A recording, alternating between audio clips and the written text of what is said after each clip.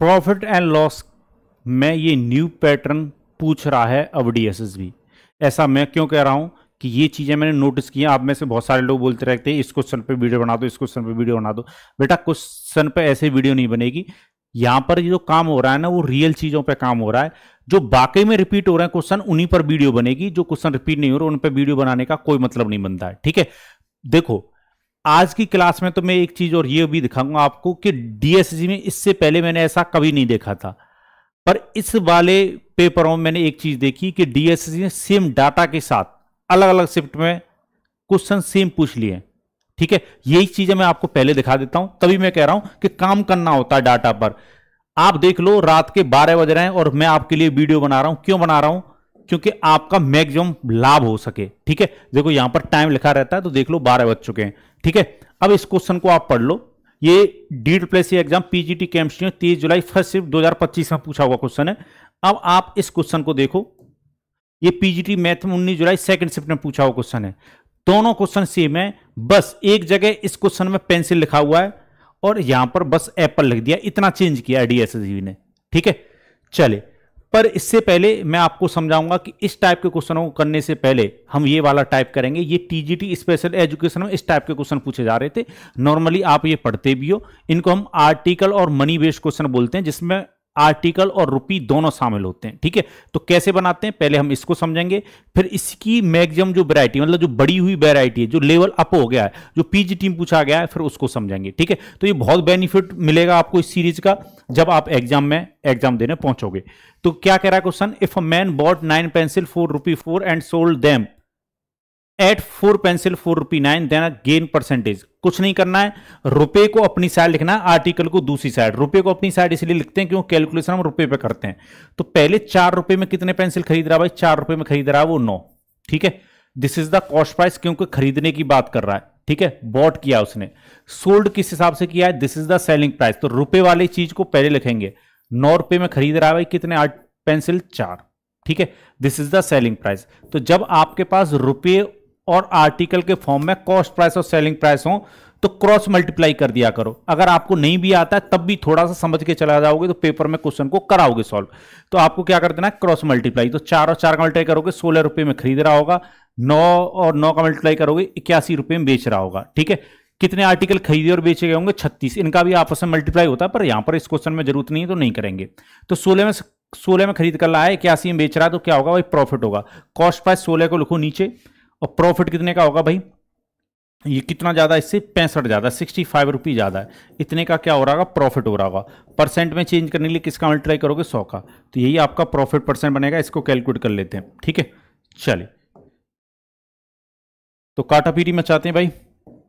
अगर आप इसको काटोगे भाई 4 से, अगर काटोगे 4 बार कटेगा और 4 से अगर इसको काटोगे ये कितनी बार कटेगा? 25 बार कटेगा। ठीक है, वैसे एक चीज मैं बताऊं, आप इसको ना काट कर इस वाली वैल्यू को काटो तो ज्यादा अच्छा है। ठीक है, आप इसको 100 को ऐसे ही रहने दो। 4 से 4 बार कटा, 4 से इसको काट लो, ये कटेगा आपका 16.25। ठीक है, क्योंकि जो 1 होता है वो 4 से 0.25 बार कटता है और 64 4 से 16 बार कटता है, 16.25 आ जाएगा। 100 से जब मल्टीप्लाई करोगे तो 1625 बन जाएगा। 1625 में आप 4 से आप डिवाइड दे लो। ठीक है, परसेंटेज में भी रहेगा ये। 4 से डिवाइड दोगे भाई 4 बार जाएगा, फिर न जाने की 0 आएगी। 25 में 4 से डिवाइड दोगे 6, तो 406 दशमलव कुछ होना चाहिए। 416 है यहाँ पर, 396 ये आंसर नहीं होगा, ये आंसर नहीं होगा। 406 यहाँ पर है और यहाँ पर 426 है, तो यही आंसर होगा। फिर भी अगर पूरा पूरा डिवाइड देना चाहते हो तो 0.25 और आएगा। तो इतने परसेंट का क्या होता? लाभ होता। बात की गहराई को समझ पाए?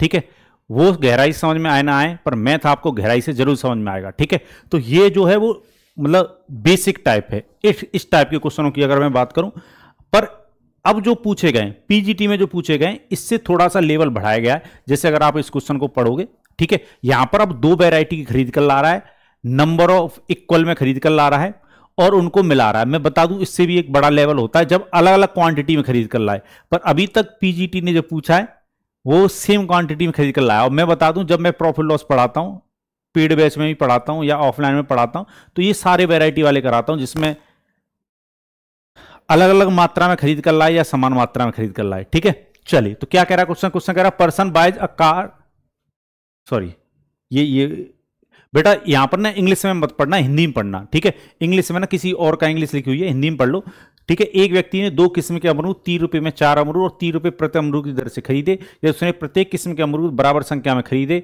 तो फिर अमरूदों को 3 रुपए प्रति अमरूद की दर से बेच दिया। तो क्या बताना है? लाभ बताना है ना। चलो तो देखो ये हिंदी इंग्लिश में नहीं है, तो मैं एक ऐसा क्वेश्चन उठा लेता हूं, उसको आप खुद बना लेना। ये क्वेश्चन उठा लेता हूं जिसमें हिंदी और इंग्लिश दोनों में लिखा हुआ है, क्योंकि बच्चों को मतलब जो बाइलिंगुअल क्वेश्चन होगा तो ज्यादा अच्छा है। क्वेश्चन कह रहा man purchase 2 variety of egg at rate of 8 for 9 rupee and 8 per egg respectively. If he purchased an equal number of egg of each variety and then sold egg at 6 per egg, what his profit %? चलिए समझिएगा। तो भाई पहले 8 रुपए में कितने हैं? 8 रुपए में पहले प्रकार के अंडे खरीदे उसने 9, दूसरे प्रकार के भी उसने 8 रुपए में खरीदे हैं, पर 8 रुपए में कितना खरीदा? 1, ठीक है। अब क्वेश्चन हमसे ये कह रहा है कि ये पहले का कॉस्ट प्राइस CP1 मान लेते हैं, ये CP2 मान लेते हैं। अब क्वेश्चन ये कह रहा है कि जितने पहले, मतलब यहां पर कह रहा है he purchased an equal number of eggs of each variety, यानी दोनों प्रकार की जो एग हैं उनकी संख्या बराबर होनी चाहिए। ये रेट है बेटा, ठीक है। तो हमें क्या करना होगा? दोनों की वैरायटी ने इक्वल करनी होगी। तो यहां पर 9 है तो इसको भी 9 बना लेते हैं, ठीक है। तो इसमें 9 से मल्टीप्लाई कर देते हैं, एक में 9 से मल्टीप्लाई होगा 9 बन जाएगा, और इसके साथ अगर करोगे तो कितना बन जाएगा? 72। तो अब ना कंबाइंड कॉस्ट प्राइस बन जाएगा 8 और 72 कितना हो जाएगा? 80। 80 रुपए में कितना खरीद रहा होगा भाई? 9 9 18। अब बेच किस हिसाब से रहा ये देख लो। बेचा किस हिसाब से? उसने बेचा 6 रुपए में एक, 6 रुपए में एक बेचा उसने। तो देखो अब ये कंबाइंड कॉस्ट प्राइस बन गया और ये एक सेलिंग प्राइस दे ही रखा आपको। अब आप क्रॉस मल्टीप्लाई कर सकते हो। तो 1 का और 80 का मल्टीप्लाई होगा तो 80 में खरीद रहा होगा। 18 6 का मल्टीप्लाई करोगे तो ये कितना बन जाएगा भाई आपका? 8 से क्या था? 108 बन जाएगा बेटा, है ना।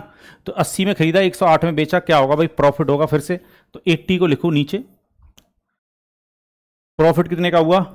20 और 8 28, 28 का प्रॉफिट हुआ। परसेंट में चेंज करने के लिए 100 का मल्टीप्लाई, 0 से 0 काटोगे 4 से 2 बार कटेगा, और 4 से ये काटोगे 7, तो 2 से काटोगे कितना कटेगा? 5, 5 और 7 का मल्टीप्लाई करोगे तो 35% का प्रॉफिट जाता। तो उम्मीद है ये बात आप समझे होगे, ठीक है। बात की गहराई को समझ पाए। चलिए अब देखो मैं आपको यहां पर दिखा रहा था, इस वाले क्वेश्चन का आपको कमेंट बॉक्स में कमेंट करके आंसर देना है। मैं 3 क्वेश्चन आज 3 होमवर्क देके जा रहा हूं, इस क्वेश्चन का आंसर देना भाई कमेंट बॉक्स में कमेंट करके। और देखो ये ना आपके लिए एक ही होमवर्क रहेगा, क्योंकि दोनों क्वेश्चन सेम है तो आंसर भी दोनों का सेम आएगा, ठीक है। जहां तक मैंने पूरा डाटा पढ़ा है मुझे तो सेम ही नजर आया है। फिर भी आप कमेंट बॉक्स में कमेंट करके जरूर बताइएगा क्या दोनों ये क्वेश्चन लास्ट वाले सेम थे या अलग अलग थे, ठीक है। आप भी ये मुझे बता दीजिएगा कमेंट बॉक्स में कमेंट करके कि आखिरी वाले जो दोनों क्वेश्चन थे वो अलग अलग थे या सेम थे, ठीक है। वैसे मुझे लग रहा है दोनों सेम है, दोनों का आंसर भी सेम आएगा। तो आज आपके लिए कुल मिलाकर 2 होमवर्क हो जाते हैं। तो इसका कमेंट बॉक्स में कमेंट करके रिप्लाई जरूर दिया करो, जिससे मुझे ये लगे कि बाकी में आप सीख पा रहे हो या नहीं सीख पा रहे हो। फीडबैक भी दिया करो, और किस किस चीज की आपकी डिमांड रहती है वो भी बता दिया करो, क्योंकि कभी कभी समझना बड़ा मुश्किल होता है, ठीक है। चलिए इसी के साथ मुझे दीजिए अनुमति, ठीक है। आप ये मत सोचो कि केवल अकेले आप जाग रहे हो, आपके साथ मैं भी जाग रहा हूं, मैं भी आप लोगों के लिए मेहनत कर रहा हूं। जुड़े रहिए, बने रहिए इस चैनल पर, और इसको मिलकर इस परिवार को बड़ा कीजिए। जय भारत।